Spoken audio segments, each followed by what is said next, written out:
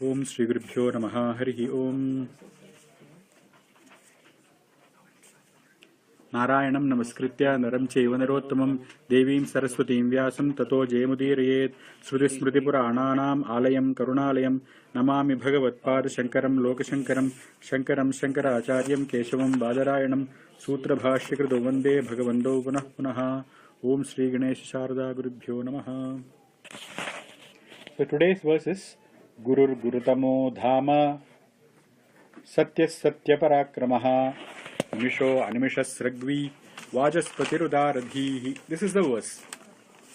I'll split this up. The first word is guruhu. The second one is gurutamaha. Third one is dhama. The fourth name is satyaha. The fifth one is satyaparakramaha. The next one is nimishaha. Following is animishaha, then sragvi, then vajaspatihi, then udaradhihi. So the first word is guruhu. What is the meaning of guruhu? Guru means dad or mom. Guru means the teacher. Who teaches you first? The first teacher you have in your life is mother, because she points out, this is dad, this is your brother.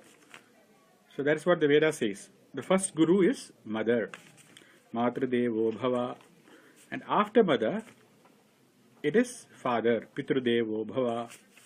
After the father, the guru is Acharya, the teacher, your kindergarten teacher. She is the Acharya. So this is the general meaning of guru. The word guru has got two syllables in it.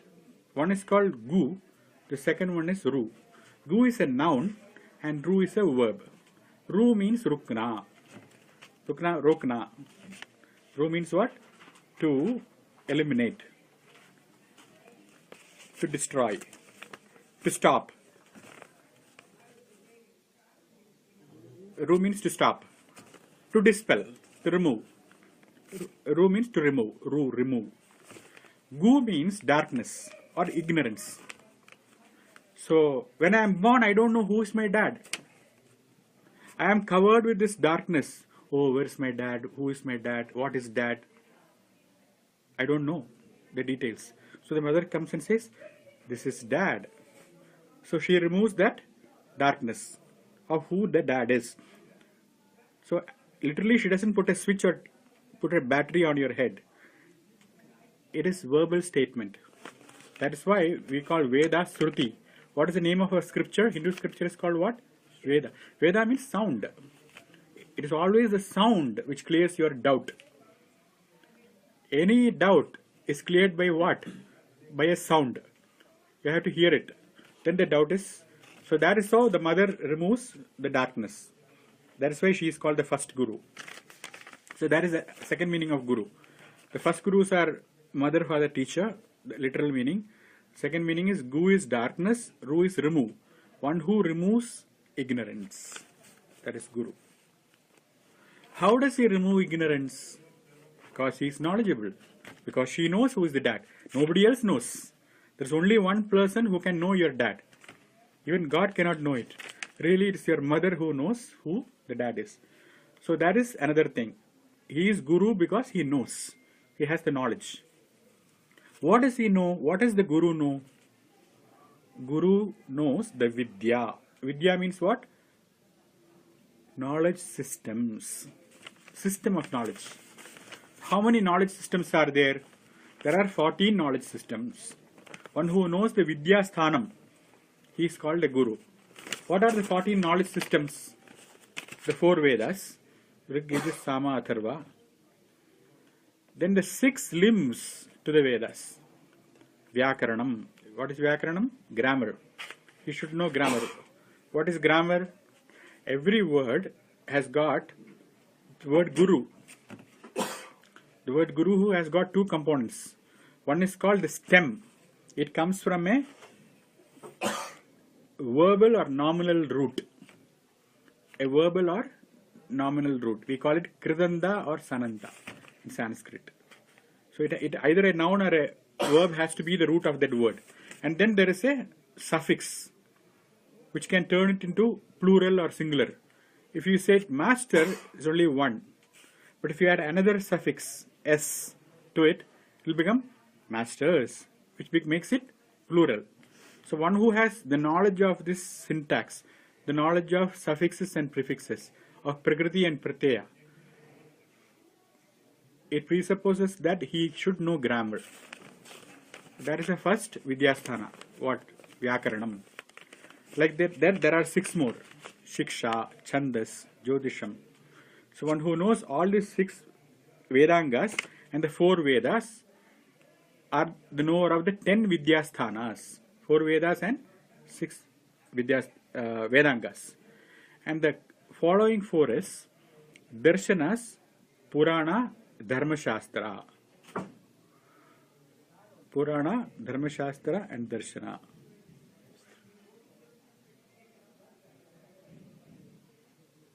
And Nyaya. Nyaya is logic. So the Guru should know logic. He cannot just say something which is disconnected. It has to have some connection and context. Whatever is being said has to be, it has to pass the test of logic, of common sense. What is logic? Whatever is enjoyed by knowing through inference. What is enjoyed? What is understood through inference. You cannot see everything in this world. You cannot see beyond this. But if you hear a noise, you can infer something fell. In other words, logic means inferring what is unseen with what is seen or heard. That is extremely important as a Vidyasthana. In fact, there are only 2 ways you can understand. You can either perceive it directly with your senses or you can infer with your mind. These are the only 2 tools available for you. Your senses and your mind. Anything that you cannot appreciate with your sense or mind, you should not accept. That is a Vedic dictate. You don't have to accept anything that you cannot understand if it is opposes to your mind, if it opposes to your common sense, your logic. Don't accept it. So that is Nyaya. One who knows all these 14 Vidyasthanas thoroughly without any doubt, he is a Guru. And because Vishnu knows all these Vidyas, how does Vishnu know this Chadurdesha or 14 Vidyasthanas? How? Because he is the inventor. He is the one who created all these knowledge systems. Hence, as the creator of the Vidyasthanas, he is Guru. That is number 1. The second name is Gurutamaha. Gurutamaha means one who is the Guru of the Guru. The Guru of all this world is Brahmaji, the creator. And Vishnu taught Brahmaji how to create. That is why he is Gurutama. He is the Guru of the Gurus.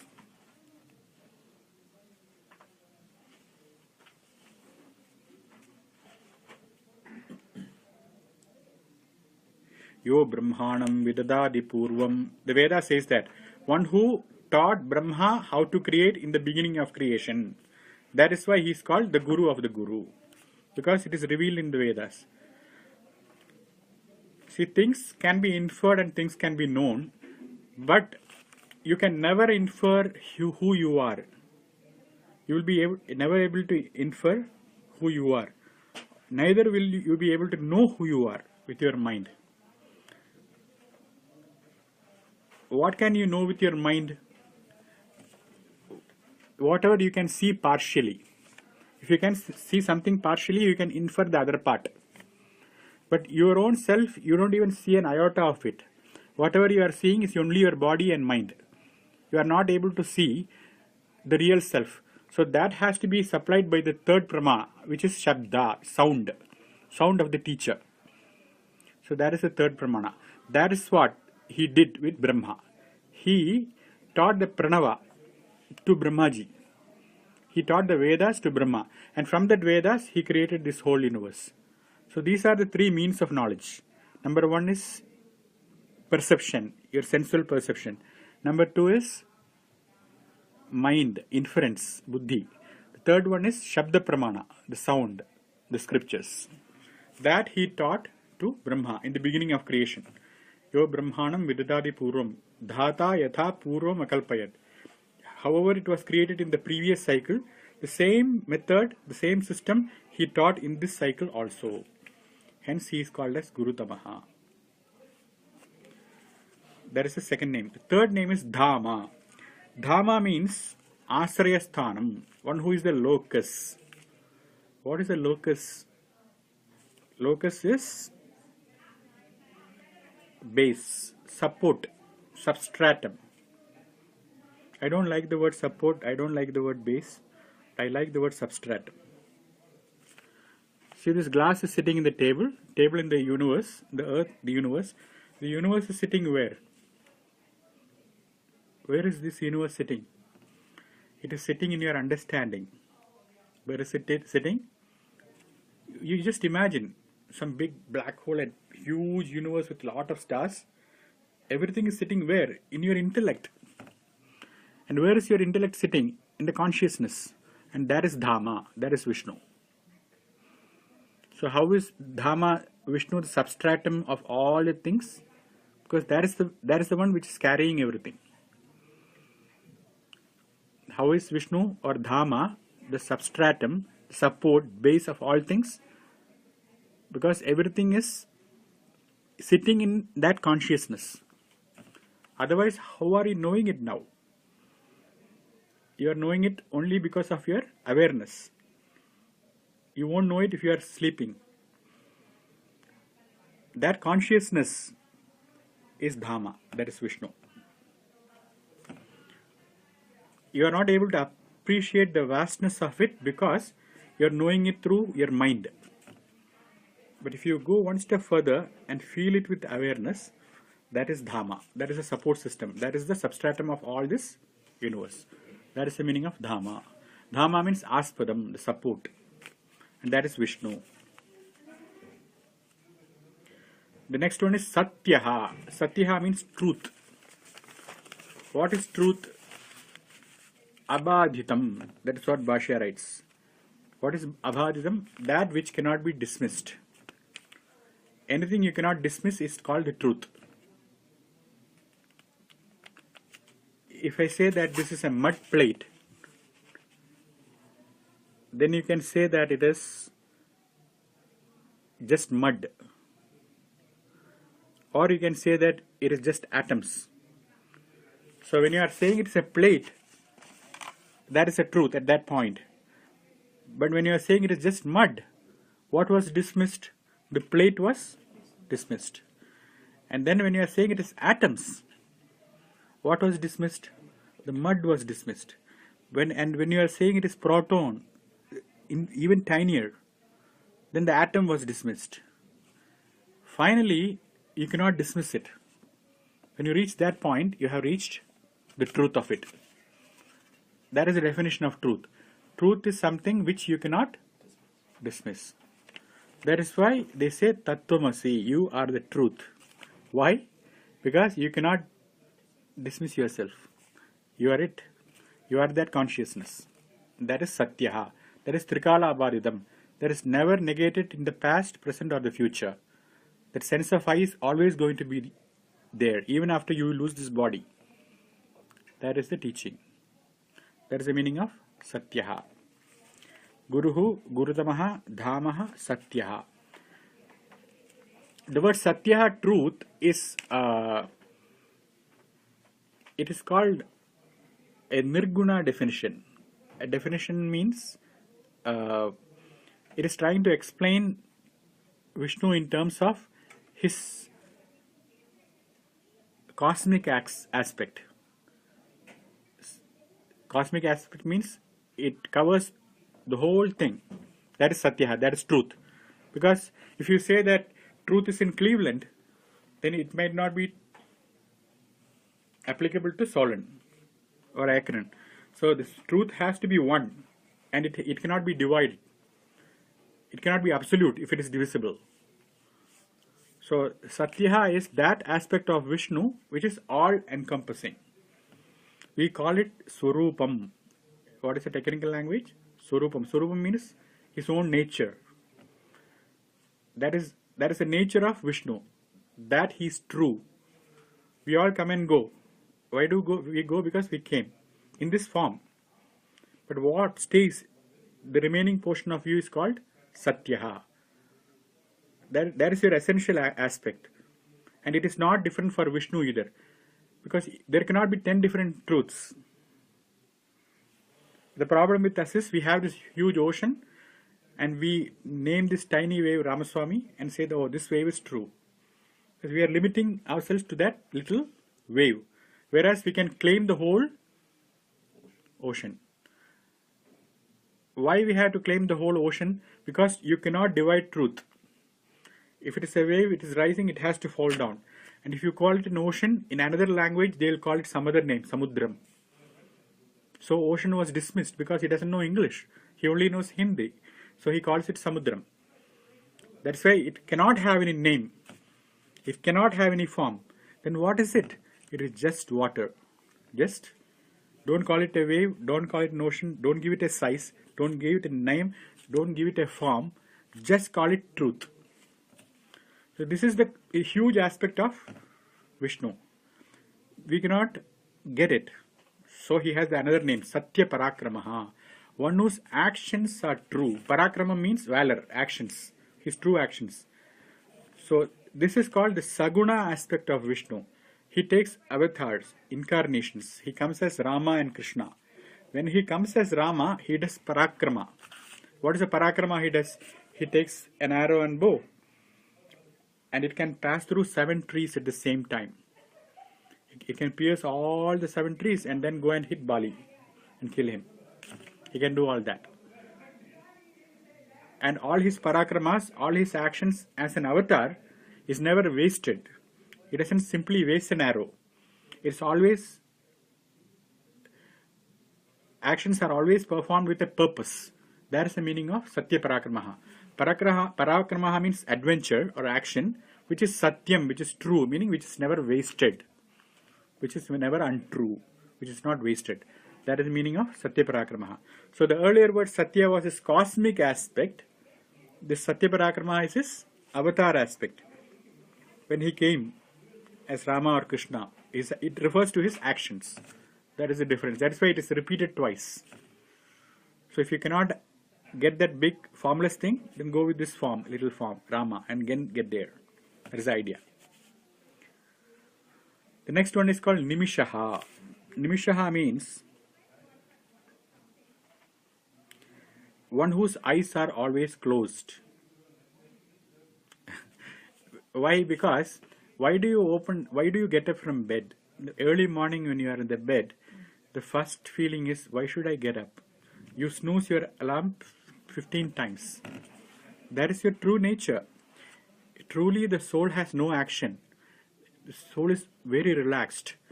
It need not accomplish anything. It is full. Then why do you get up? Because your memory, it limits you. It makes you think that you have to go to work. You are a limited being. You are an individual entrapped in the body. If you are not bothered by this memory, you will do exactly like Vishnu. What is he doing? He's closed his eyes and always he is in Yoga Nidra. You have seen that pictures. A huge serpent, they say the Shantagaram Bhujagashayanam, sleeping on a snake.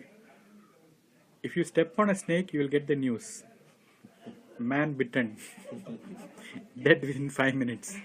But he is sleeping on it. That is Vishnu. He can do all that things. And why is he sleeping? Because he is relaxed. Why he is relaxed? Because the soul does not act or consume. Consumption is bhokta. Action is karta. The soul is free from consumption. Why? Because consumption presupposes greed. The soul is not greedy. Why? Because it is all knowledge. And also, consumption presupposes action. You cannot get your salary without working. And he doesn't work. Why? Because he doesn't have to accomplish. He is Dhamma. He is the support system. He is the Sagala Karma Phala Data. is Sarva Kama Aspada. He is the support for all the desires. If he is the support of all desires, what desire he could have? That is why we are doing this in the morning every day. We are imitating Vishnu. We don't want to get up. We are relaxed. We have that in us. Truly, a little bit of it. But you need to do it wisely, not ignorantly. If you do it wisely, you will be Vishnu. So that is why he is called Nimishaha. Nimishaha means one with closed eyes. That is the enlightened Vishnu, like the Buddha. Because he doesn't have to open the eyes. He can see, he can infer. He exactly knows what is happening everywhere. Because he is the CEO of the whole thing. With closed eyes, he has cameras everywhere. That is why he is Nimishaha, closed eyes. One who is in Yoga Nidra. That is what Shankara writes. One who is in Yoga Nidra. The next one is Animishaha. Animishaha means one who is open eyes. The opposite of Nimisha. What does open eye means? Open eye means one who looks at everything or one who understands everything. His eyes are never closed means his guard is never down. The consciousness is always awake. Even when you are sleeping, you have to be conscious. Why you have to be conscious? If you are not conscious, you will stop breathing. And if you stop breathing, you will die. Even in sleep, deep sleep, you are breathing. That breathing presupposes what? It presupposes awareness. You don't have memory at that point. But when you wake up, you say that, Sukhamaham Swapsam, I slept very well. I slept without dreams. I slept without my neighbor disturbing me. You have all that memories. So you were conscious all along. Why? Because you are Animishaha, Alupta Drik. You are looking. Yeah. So, like, when we go to sleep, mind's more or less at rest, right? Mind? Our mind is also, I don't know, if it's working. Mind is working. If it is dreaming. Okay. If it's not, then. If it is not dreaming, if it is a dreamless sleep, it's called deep sleep, then you are not. Okay. Here is a sleep doctor. Yeah. And then I'm coming to the question. So the body, we all know is rest. Okay. So when we wake up any given day, either we say, oh, I couldn't sleep well, or we say, oh, I slept well. Who's that? What is that which tells us? Because if we were dreaming, the mind was also there. The body, of course, is at rest. That which tells or that remembers is Atma. That is called Atma. Atma is defined as Avasthatraya Atitaha. Sakshi. This is the definition of Atma. What is the definition of self or soul? Sakshi. Sakshi means witness. One who sees everything. Even if your eyes are closed, still you are seeing. So you are seeing the closed eyes. What are you seeing? You are seeing the closed eye. Yeah. So that is your definition. That is right to you. You are Sakshi, you are witness, and you are Avasthatraya Atitaha. You are beyond these three states. What are the three states? Waking, dream, and sleep. Sleep is without dreams. Dream is you going to New York, sitting here. And wakefulness, you sitting here and sleeping. These are the three states. So what does the Western world miss? It is right there. Why we are not like why Western world? It's Western world's problem. Yeah, okay. They identify the central problem with the Western world, as I see it, is they don't have value for self-knowledge. Their value system starts with pursuit of happiness. And the problem with this word pursuit of happiness is they assume it is outside you. So they think it is if you take a Caribbean trip, so you have beautiful brochure, 4 people walking on the beach, no garbage, pure waters. You go there, take the trip and think that is the pursuit of happiness. Then you find that there are 10 people, you sue the company. Because you didn't movie also in the pursuit of happiness by No, it is written somewhere in the Constitution. Or this is a very common thing to say. American dreams, pursuit of happiness. So I think that is it is centered on this concept that in our Vedanta, you are happiness. You are not happy. You are happiness. So that is how we are different. So that is what you are. You are the witness who never close your eye. It's always animishaha. That is the meaning of the word. Animishaha means aluptadrik, one who does not close his eyelids, but who is always open. That is Vishnu.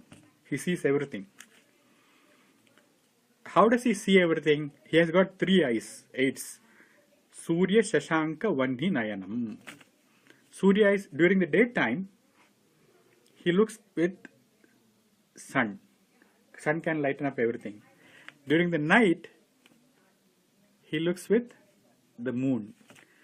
And what happens on new moon days or during lunar eclipse? He looks with fire. Surya, Shashanka and Vanni.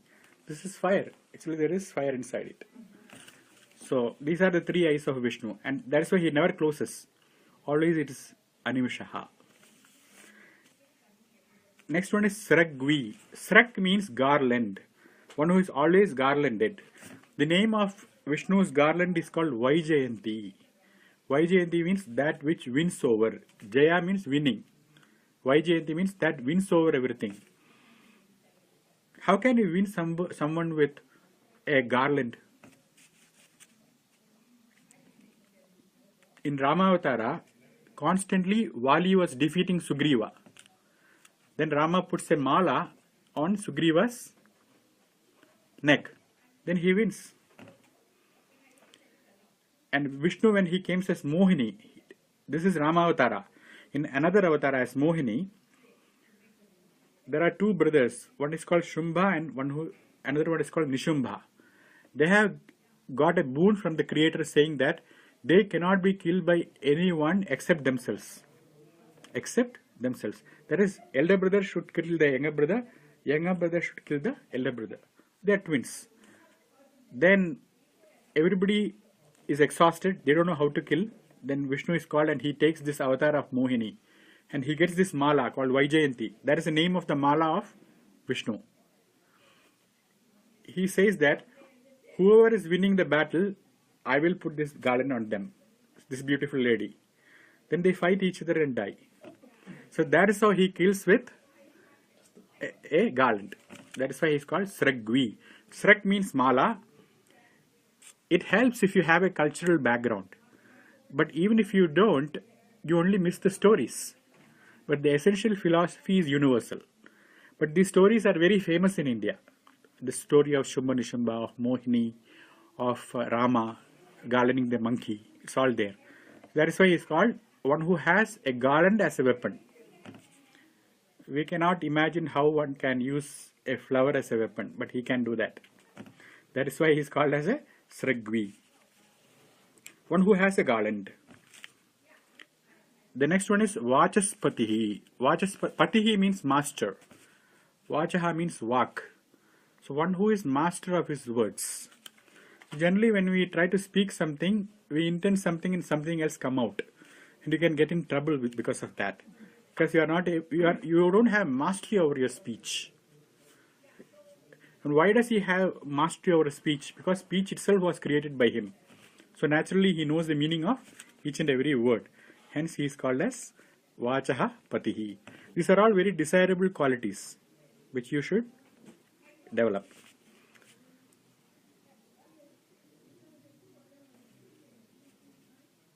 And Vak also means, speech also implies learning. You cannot speak well if you are not learned, unless you are well informed. So speech requires information. Otherwise you can speak without making any sense. Blabbering. For that you have to be the Lord of speech, which presupposes information, intelligence, knowledge systems. That is the meaning of Vak. And last thing, he is Udaradhihi, one who has a very generous intellect. What is generosity of intellect? Generosity of intellect means the intellect should have no barriers. The mind should not say, oh no, I don't understand it. it should be so generous to sit with that problem until it understands. That is generosity of intellect. We are not generous with our intelligence. We look at it, I don't understand, okay, it's okay, next week. You postpone it. That's called vikshepa. You are not being udara, you are not being generous with yourself. You are actually being very miserly. So that is what he is, udaradhi. One who is being generous with intellect means one whose intellect comprehends everything. How does it comprehend? It cannot comprehend everything unless it reads and understands. So it fights, it pursues, it continues to be on the path of knowledge till it understands. Everything is its object. It objectifies everything. Sarvavishaya dihi, that's what Shankara writes. One whose intellect encompasses everything. That is because of the learning, because it is generous. That is the meaning of udaradihi. That is a verse. Gurugurutamo dhama satyas satya parakramaha nimisho animishas sargvi vajaspatirudaradhi. Actually, all these words denote a teacher. Also, it denotes Paramatma Vishnu. It can fit in to a good teacher. A good teacher dispels ignorance. A good teacher can create teachers. Gurutamaha. Not only he is a teacher, he can create teachers. Just like you light one lamp from another lamp, it will look exactly like the previous lamp. There won't be any difference. That is why he can create teachers, teacher of teachers. Guruhu, teacher, Gurutamaha, teacher of teachers. Dhama, he is a support system. You can go to him. He is a go-to person, resource. Dhama means support. He can be a resource. And then Satyaha, he will be truthful. And Satya Parakramaha, his actions will be truthful. He will not do anything which he is not promising. His actions will match his truthfulness.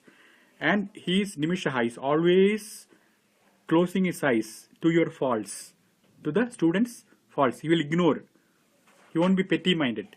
Then he is Animishaha, he is always open to your questions, to your being. He is watching you. Then his Sragvi is honored. They put garlands on the teacher. They do, at least in India. And then Vachaspatihi is a lot of speech. He knows what he is talking.